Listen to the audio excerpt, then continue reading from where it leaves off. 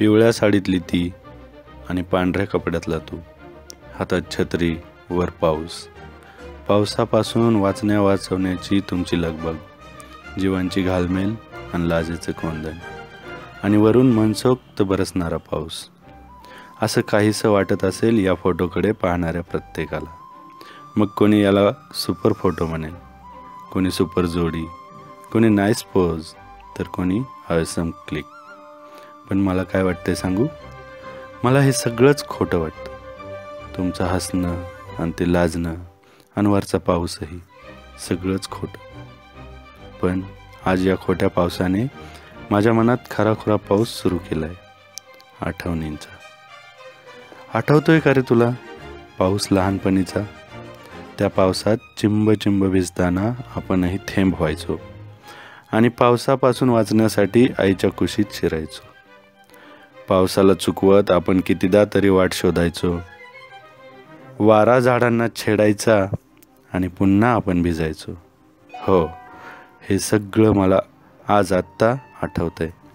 कारण पाऊस आलाय, माझ्या मनात आलाय आणि वरचे वर तो येतोय, कोसळतोय.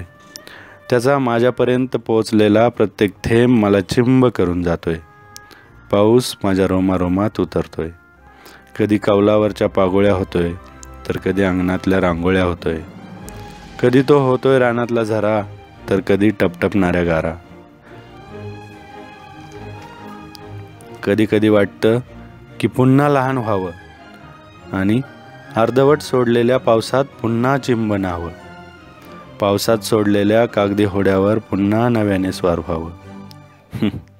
पण आता हे कसं शक्य आहे? आपला वाटणारा तू आता अचानक परका वाटायला लागलायस. अचानक आपल्यात अंतर पडल्यासारखं वाटायला लागलंय. असं वाटत असतानाच पुन्हा पाऊस सुरू होतो आणि असं वाटायला लागतं की परका तू नाहीस, परकी तर मी झाले केव्हाच. पण पुढच्या क्षणी पाऊस दिशा बदलतो, संथ होतो आणि असे वाटायला लागते की ही तर सुरुवात आहे चांगल्याची, निर्माणाची आणि दिशादर्शकाची. कारण आपण खोट्या नदीत सोडलेल्या, भरकटलेल्या आणि अर्धवट बुडालेल्या कागदी होड्या एकत्र आणून त्यांना योग्य दिशा देऊन पैलतीरी नेणारा दिशादर्शक, नावाडी, मध्यस्थ आपणास मिळाला आहे. काय वाटतंय कळत नाही, काय होतंय, काय होणार आहे माहीत नाही. पण पाऊस पडतोय हे मात्र नक्की. हो, पाऊस पडतोय माझ्या मनात, आनंदाचा. पाऊस कोसळतोय एका अनामिक भीतीतून सुटल्याचा, एका अनिश्चिततेतून बाहेर पडल्याचा. पाऊस थरारतोय, पाऊस शहारतोय, पाऊस चकाकतोय क्षितिजापार नवीन इंद्रधनुसह. पाऊस असाच कोसळावा, वाहावा आणि मनाचा कोपरा न कोपरा धुवून जावा. पण छे, हा पाऊस सगळा कोसळत नाही. हा पुन्हा नेहमीप्रमाणे दडतोय, दाटतोय, साठतोय मनाच्या एका कोपऱ्यात.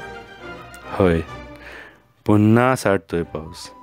निरागस निर्मळ बालपणीचा पाऊस, आईच्या घुसमटीचा पाऊस, बाबांच्या कोंडमाऱ्याचा पाऊस, लहानग्यांच्या मनातला अल्लड पाऊस, मदत करणाऱ्यांच्या अपेक्षांचा पाऊस, सहेतुक अडवणूक करणाऱ्यांच्या इच्छांचा पाऊस आणि कधीही न कळणाऱ्या माणसांचा पाऊस.